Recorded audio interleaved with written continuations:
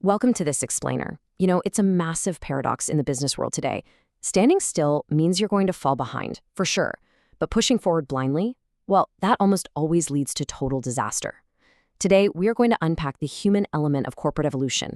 We'll explore exactly why teams push back so fiercely against new ideas, and, more importantly, how you can turn that stubborn resistance into actual, measurable results. Let's get right into it. All right, let's kick things off with a story. Imagine a place called Regina Farms. It's a fairly straightforward vegetable export business near Abuja, employing around 100 people. Like literally any growing company that wants to scale and improve its bottom line, management decided it was time to step into the future. It sounded like a completely standard operational upgrade, right? But as you'll see, it quickly became a masterclass in how a bold vision for progress can turn into an absolute nightmare. The timeline of what happened here is, well, it's pretty wild, actually.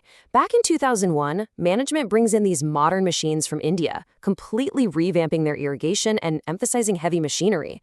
On paper, a total, undeniable success. Output shoots up. But fast forward just 12 months to 2002, and that mechanical success had birthed a human disaster. Management was suddenly staring down massive worker resentment and a completely crippling strike that just ground everything to a halt. This right here, it is the absolute perfect snapshot of the classic disconnect between the top floor and the front line. Management looked at their spreadsheets and celebrated higher crop yields. The workers, they looked at those exact same machines and saw their livelihoods vanishing before their eyes. To them, these weren't shiny new tools for progress. They were direct replacements that threatened their ability to put food on the table.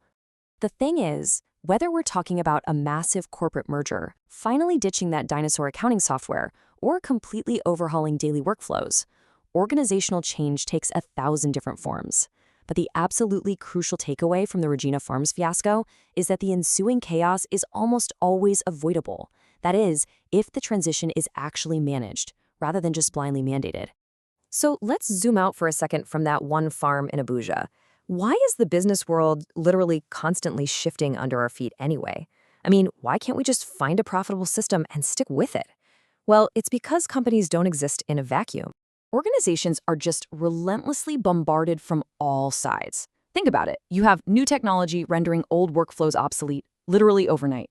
You have shifting social trends, super aggressive competitor marketing that forces sudden pivots, unexpected mergers, or maybe just a new CEO who wants to come in and make their mark. The landscape simply demands rapid, constant adaptation just to keep the lights on. Which honestly brings up a super interesting paradox. If change is absolutely necessary to keep the company alive and, keep everyone employed, why is our default human reaction to push back, complain, or in the case of Regina Farms, go on a full-blown strike? The psychology behind that resistance, it almost never comes from a place of malice. It stems from really deep-seated anxiety. We are inherently wired to fear the unknown. When changes are vague, people naturally start worrying about their job security.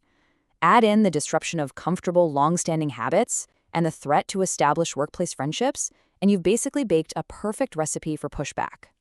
And then there is the absolute dread of obsolescence. This is a big one.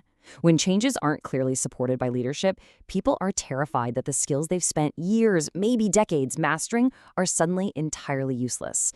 They worry they just won't be able to cope with the new demands, especially if they've survived poorly managed rollouts at other companies in the past. That's a really heavy mental burden to carry around the office.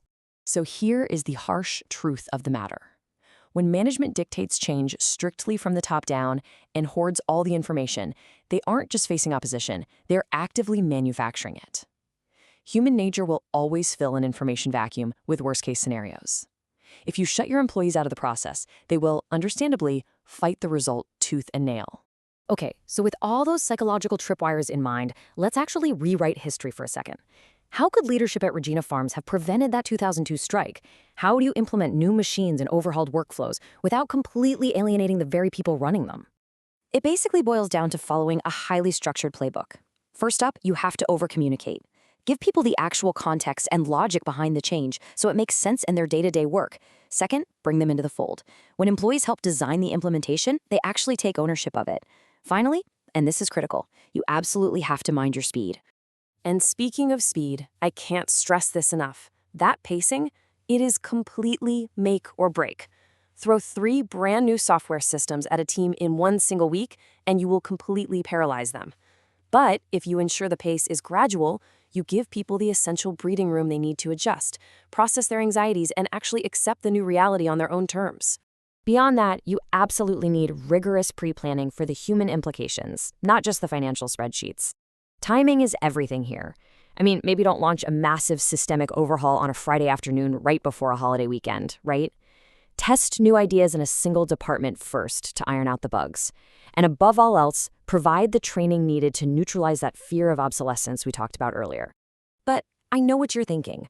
What about the really vocal holdouts, the folks who feel their status or established power dynamics are directly threatened? Well, you have a few strategic levers to pull. You can negotiate, literally exchanging something of value for their cooperation, or even more effectively, use co-optation. Take your loudest critics and put them in charge of the rollout. It's crazy, but once they're responsible for its success, their resistance usually just evaporates. As we wrap up this explainer, I want you to look at your own workplace just a little bit differently. When major transitions loom on your horizon, are you just forcing new procedures on your team and crossing your fingers? Or are you actively educating, involving, and pacing them? Because the difference between those two approaches is literally the difference between a revolt and a reinvention. The next time your organization needs to evolve, how will you manage the human element?